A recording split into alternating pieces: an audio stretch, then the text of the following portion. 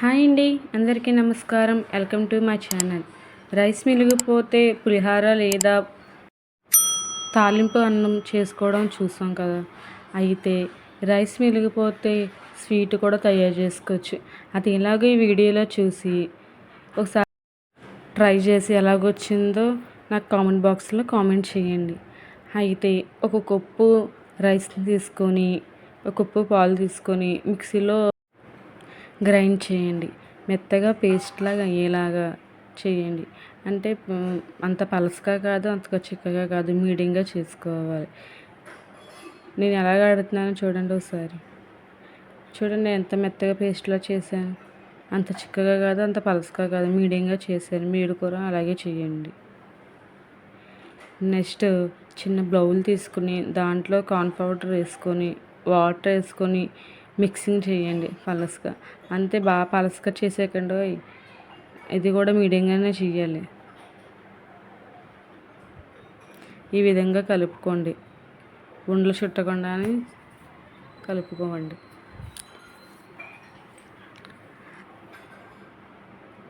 ఒకసారి ట్రై చేయండి. ఎలాగొచ్చింది, మీ పిల్లలు కూడా ఇష్టంగా తింటారు ఈ స్వీటు.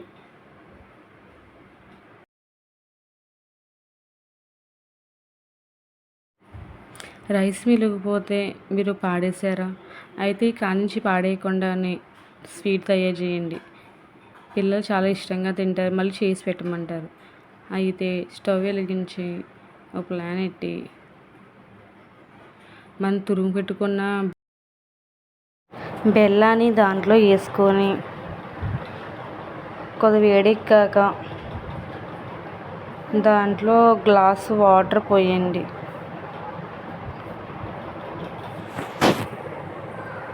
నేను గ్లాస్ వాటర్ పోసాను, మీరు కూడా గ్లాస్ వాటర్ పోసి పాకంలా వచ్చేలాగా మరిగించండి.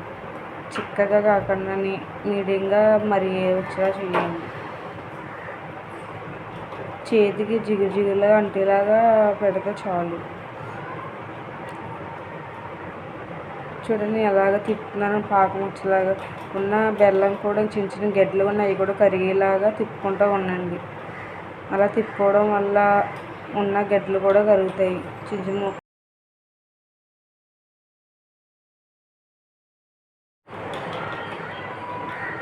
బాగా మరిగించుకోండి.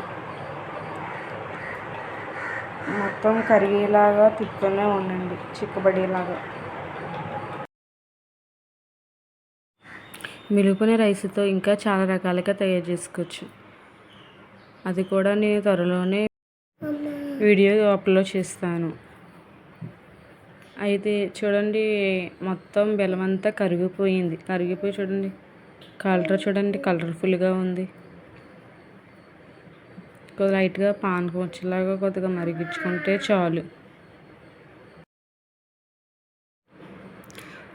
అందులోని ఇలాచీ వేసి బాగా మరిగించండి.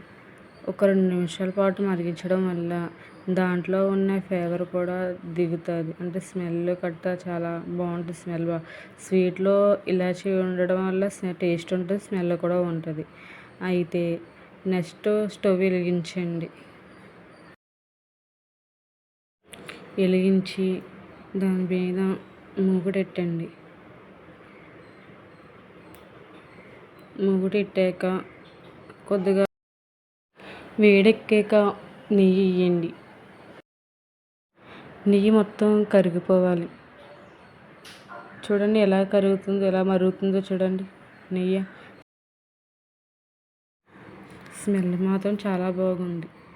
నెయ్యి మరిగాక దాంట్లోని జీడిపప్పు, కిస్మిస్ పళ్ళు వేసుకొని బాగా వేపుకోండి. మొత్తం గోల్డెన్ కలర్ వచ్చేదాకా వేపండి.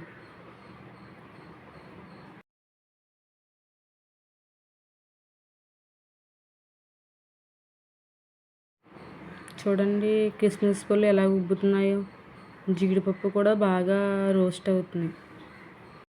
గోల్డెన్ కలర్ వచ్చేదాకా వేపుకోవండి. నెయ్యి వేయడం వల్ల టేస్ట్గా ఉంటుంది, కమ్మటి వాసన కూడా వస్తుంది. నెయ్యి ఎంతమందికి ఇష్టం చెప్పండి? ఇష్టం లేని వాళ్ళు ఎవరు ఉండరు. నెయ్యి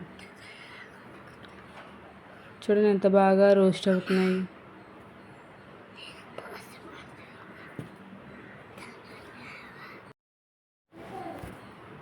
బాగా ఏగాయి. అయితే స్టవ్ ఆఫ్ చేసుకోండి. మన పక్కన పానకం కూడా చిక్కబడినట్టు వచ్చింది చూడండి.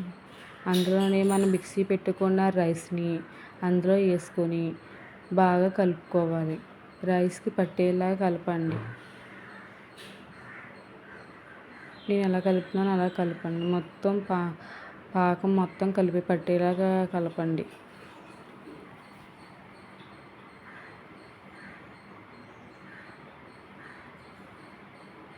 అయితే నేను దీంట్లో తిప్పుతున్నాను. అంటే ఉండలు కట్ట ఉన్నా ఉండలు పట్టబానే తిప్పుతున్నాను.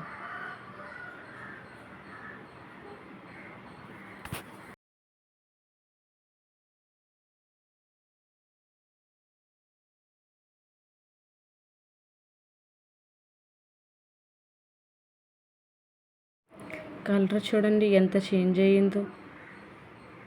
అప్పుడే మనం కార్న్ పౌడర్ వాటర్ కలుపుకున్నాం కదా, ఆ వాటర్ని దాంట్లో మిక్సింగ్ చేసి కలపాలి. చిక్కగా అయ్యేలాగా చేయండి. చూడండి అప్పుడే గట్టిపడుతుంది.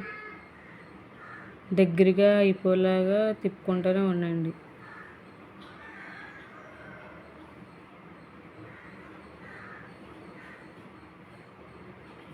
ఎలా కుతకుతలాడుతుందో చూడండి. ఎంత దగ్గరగా చిక్కగా అయ్యింది.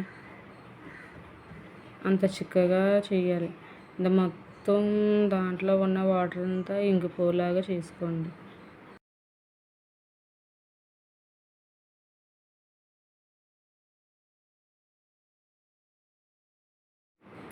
ఇంత దగ్గరగా వచ్చేలాగా తిప్పుకుంటూనే ఉండండి.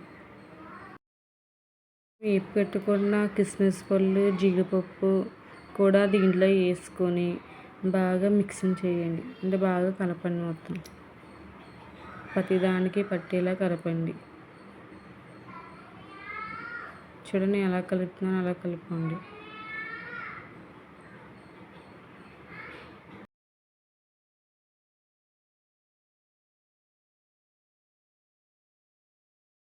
అయితే మొత్తం మిక్సింగ్ చేస్తూనే ఉండండి. మొత్తం కొద్దిగా దగ్గర పడేలాగా తిప్పుతూనే ఉండండి. ఒక చిన్న బౌల్ తీసుకొని దాంట్లోని కొద్దిగా నెయ్యి వేసుకొని మొత్తం గిన్నెకి మొత్తం రాయండి. రాసాక మనం ఇందాక స్వీట్ తయారు చేసుకున్నాం కదా, ఆ స్వీట్ దాంట్లో వేయండి. మొత్తం అంతా దాంట్లో వేసేసి ఓ పక్కన పెట్టండి.